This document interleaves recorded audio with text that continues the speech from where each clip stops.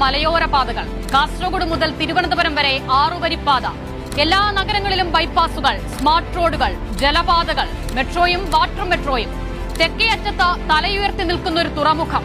അരനൂറ്റാണ്ട് കൊണ്ടുണ്ടാകേണ്ട വികസനം കേവലം ഒരു ദശാബ്ദം കൊണ്ട് നേടുകയാണ് നാം. കേരളം മാറുകയാണ്.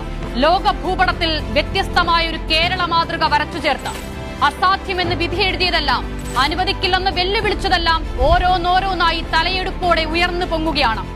എത്ര ദുരിതപർവങ്ങളാണ് ഈ 10 വർഷക്കാലം കൊണ്ട് നാം നീന്തിക്കയറിയത്.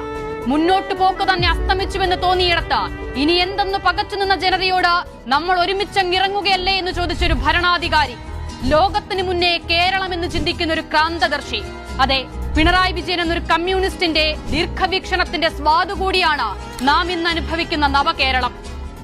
തുരങ്കപാത അനുവദിക്കില്ലെന്ന് പറഞ്ഞവർ ഇന്ന് ആ നേട്ടത്തിന്റെ പങ്കുപറ്റാൻ ശ്രമിക്കുന്നതാണ് പിണറായി വിജയൻ എന്ന മുഖ്യമന്ത്രിയുടെ ഇച്ഛാശക്തി. അതെ, പ്രതിസന്ധി ഘട്ടങ്ങളിൽ നാം പിണറായി വിജയനാകണം. ലോകോത്തര നിലവാരത്തിലുള്ള റോഡുകളോ ആശുപത്രികളോ വിദ്യാലയങ്ങളോ തുറമുഖങ്ങളോ തുരങ്കപാതയോ ഒന്നും അവസാനത്തേതല്ല. ഇതൊരു തുടർച്ചയാണ്. പൊരുതി നേടിയ മുന്നേറ്റങ്ങളുടെ തുടർച്ച, മികച്ച അടിസ്ഥാന സൗകര്യമെന്ന അവകാശത്തിന്റെ തുടർച്ച, മികച്ച ജീവിത നിലവാരത്തിന്റെ തുടർച്ച, ആധിയുള്ള മനുഷ്യന്റെ മുൻപിൽ തലകുമ്പിട്ടവനെ കേൾക്കുന്ന ജനകീയതയുടെ തുടർച്ച. ഇനിയും മുന്നേറാനുണ്ട് ഒരുപാട് കാതങ്ങൾ.